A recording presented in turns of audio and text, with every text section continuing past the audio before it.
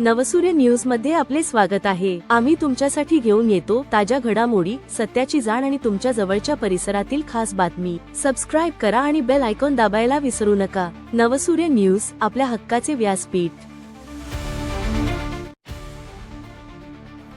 नवसूर्य news मध्ये आपले स्वागत आहे। प्रसिद्ध कवी फमू शिंदे यांच्या हस्ते पानपोई बालकविता संग्रहाचे प्रकाशन। प्रसिद्ध बालकवी अयूब पठाण लोगावकर यांच्या पानपोई या बालकविता संग्रहाचे प्रकाशन महाराष्ट्र कृषी दिनाचे औचित्य साधून प्रसिद्ध कविवर्य तथा सासवड येथील साहित्य संमेलनाचे माजी अध्यक्ष प्राध्यापक फमू शिंदे आणि प्रख्यात बाल साहित्यिक प्राध्यापिका लीला शिंदे यांच्या हस्ते नुकतेच झाले। छत्रपती संभाजीनगर, औरंगाबाद, बन्सीलाल नगर येथील प्राध्यापक फमू शिंदे यांच्या निवासस्थानी कौटुंबिक वातावरणात पानपोईचे प्रकाशन थाटा पार पडले। या प्रसंगी कविवर्य प्राध्यापक फमू शिंदे म्हणाले, बालकांच्या भावविश्वाला मधुर शब्दाचे ऋणानुबंध असल्यावरच ते बाल साहित्य अधिक प्रभावी व दर्जेदार असते आणि हेच बाल साहित्य बालकांना चांगले भावते। या प्रकाशन सोहळ्या प्रसंगी प्राध्यापका लीला शिंदे यांनी समयोचित मार्गदर्शन केले। यावेळी बिडकींचे ज्येष्ठ स्वातंत्र्य सैनिक रंगनाथ अप्पा हेवाळे, संपादक शेख इलियास, जफर खा टेलर, कडुबा कांबळे आणि मुदस्सीर पठाण यांची यावेळी उपस्थिती होती। नवसूर्य न्यूज नेटवर्कसाठी औरंगाबाद। बाल साहित्यिक अयूब पठाण लोहगावकर यांचा नवीन बाल कविता संग्रह पानपोई हा नुकताच आलेला आहे आणि त्याचा प्रकाशन समारंभ हा इथे आमच्या निवासस्थानीच म्हणजे कौटुंबिक वातावरणात तो ठेवलेला आहे आणि प्रकाशनही झालेलं आहे। आणि या अतिशय आनंदाच्या क्षणी मी जाहीर करतो की अयूब पठाण लोहगावकर यांच्या पानपोई ह्या बालकविता संग्रहाचं सर्वांच्या उपस्थितीमध्ये प्रकाशन झालेलं आहे आणि मी त्यांचंही अभिनंदन करतो आणि पुढच्या वाटचालीस शुभेच्छा देतो। ते सुरुवातीपासूनच उत्तम बालकविता लिहितात आणि त्यांच्या बालकविता लहान मुलांनाही खूप आवडतात, त्यामुळे लहान मुलांच्या मध्ये सुद्धा त्यांचं नाव आहे। आणि लोहगावकर आडनाव असल्यामुळं मला ते आडनाव फार प्रिय आहे। त्याचं कारण असं आहे की आमच्या गावाकडे एक लोहगाव आहे आणि ते आमच्या आईचं आजोळ आहे, त्यामुळे हे लोहगाव काय आणि ते लोहगाव काय, त्याच्यामुळे लोहगाव म्हणण्यापेक्षा ते आवडीचं असल्यामुळं मोहगाव आहे असं म्हटलं तरी चालेल। असा हा एक ऋणानुबंध आमच्या नात्यातला आहे, त्याही गोष्टीचा मला आनंद आहे।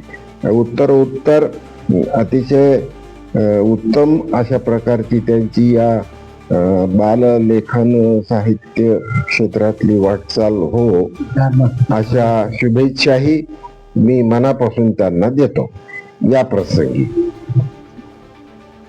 की लोहगावकर हे सांगूनही विश्वास बसणार नाही, तर ते बँड मास्टर होते आणि त्यामुळं मधुर ध्वनी कसा लोकांच्या कानावर ठेवायचा ह्याचा त्यांचा अनुभव आहे। मग तो वाद्यातला असो का शब्दातला असो, वाद्यातला असो का पद्यातला असो, कुठलाही असो, पण मधुर ध्वनी त्यांनी याही लेखनात ठेवलेला आहे। याही गोष्टीचा मला आनंद आहे आणि हा सुद्धा एक योगायोग नाही, परंतु अंतःकरणातूनच आलेला हा अनुबंध असतो।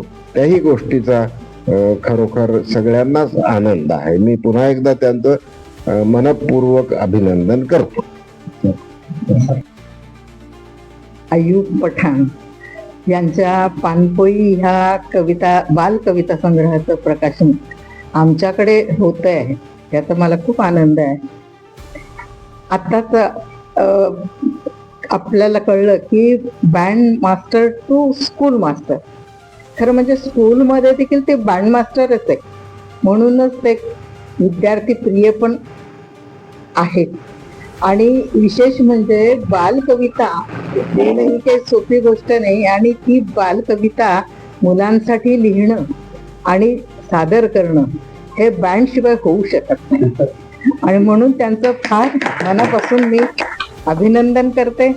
आणि उत्तरोत्तर आता ते निवृत्त झालेले असं ते म्हणाले, पण निवृत्त ह्या शब्दाचा अर्थ मी असं समजते की आता आपल्याला भरपूर निरामय वेळ आहे आणि ह्या निरामय वेळेचा उपयोग, सदुपयोग चांगल्यात चांगलं बालसाहित्य त्यांच्या हातून लिखाण त्याचं हो आणि आपल्या बालकांना चांगल्यात चांगलं बालसाहित्य वाचायला मिळो अशी मनापासून मी सदिच्छा व्यक्त करते आणि त्यांचा आभार मानते आणि त्यांचं अभिनंदनही करते.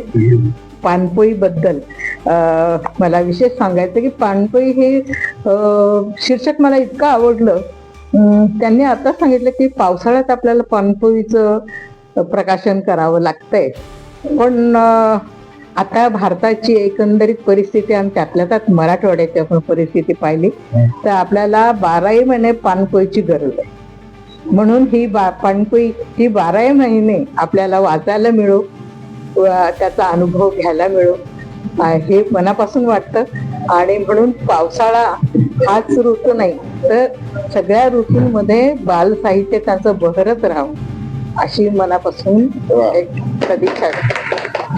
नवनवीन ताज्या बातम्यासाठी सबस्क्राईब करा, व्हिडिओला लाईक करा, शेअर करा आणि आपल्या प्रतिक्रिया कॉमेंट बॉक्स मध्ये नक्की द्या. पुन्हा भेटूया लवकरच. नवसूर्य न्यूज, आपल्या हक्काचे व्यासपीठ.